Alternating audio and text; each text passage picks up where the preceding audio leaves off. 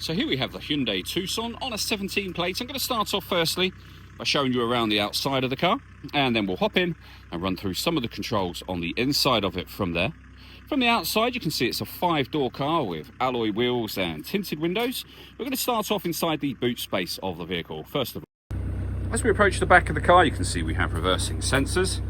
Plenty of boot space as well, along with that 60/40 split folding rear seat, should you wish to increase this space even further again.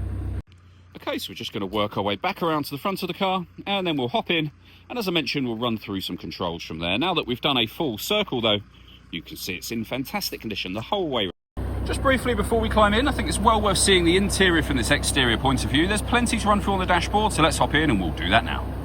Okay, now that we're inside the car, we're going to start with the dials. On the left-hand side, we have the rev counter and coolant temperature gauge. On the right-hand side, the speedometer and fuel gauge. In the centre, you can see the total miles of the car. They are 73,686.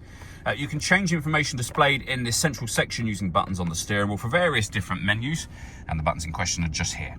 We have cruise control and speed limiter, stereo and phone controls. The phone controls can only be used after you pair the phone up to the car, which is done over on the central screen. Hit the phone button and follow the instructions from there. When it comes to music, we have AM, FM and DAB radio. You can connect up your own devices, so we have auxiliary input, USB input and Bluetooth audio as well. We've also got satellite navigation. Nice clear colour display, as you can see. And on top of all of that, a full colour reversing camera with guidelines as well. We then have dual zone climate control, so you can adjust the passenger temperature, driver temperature. You can increase and decrease the fan speed. You can determine what direction you'd like the air to be distributed in. That button turns your air conditioning on and off, or you can hit auto and the car will take full control for you. We have two 12-volt charging sockets, auxiliary and USB inputs, the gear lever for the fully automatic gearbox, and then we have an electronic handbrake. We can turn the parking sensors on and off. We have an auto hold function for that handbrake. You can change the driving setup of the car.